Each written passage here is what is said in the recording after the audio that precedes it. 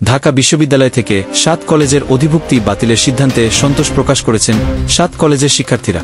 তবে বাকি 5টি দাবি মেনে নেওয়ার বিষয়ে প্রশাসন কোনো আশ্বাস না দেওয়ায় তীব্র ক্ষোভ প্রকাশ করেছেন তারা। এই দাবিগুলো পূরণের জন্য 2-4 ঘণ্টার আলটিমেটামও দিয়েছেন আন্দোলনরত শিক্ষার্থীরা। সোমবার সন্ধ্যা 6:30টায় ঢাকা কলেজের শহীদ মিনার প্রাঙ্গণে এক সংবাদ সম্মেলনে নতুন কর্মসূচি ঘোষণা করেন তারা।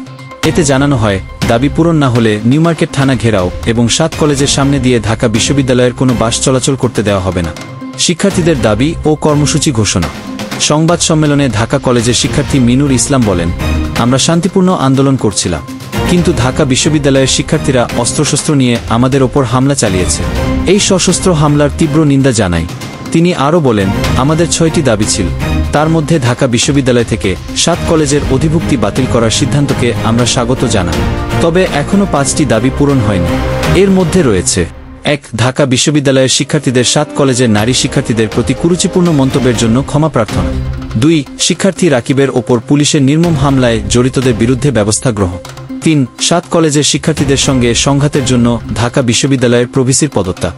তিনি আরও বলেন, আমাদের দাবি পূরণ না হলে নিউমার্কেট থানা ঘেরাও করব এবং ঢাকা বিশ্ববিদ্যালয়ের বাস চলাচল বন্ধ করব। দাবি পূরণে সরকারের প্রতি আহ্বান। মিনুর ইসলাম বলেন, আমরা সংঘাত চাই না। এটি একটি প্রশাসনিক জটিলতা যা দীর্ঘদিন ধরে অবহেলিত ছিল। আমরা আশা করি সরকার দ্রুত আমাদের সঙ্গে যোগাযোগ করবে এবং সমস্যার সমাধান করবে।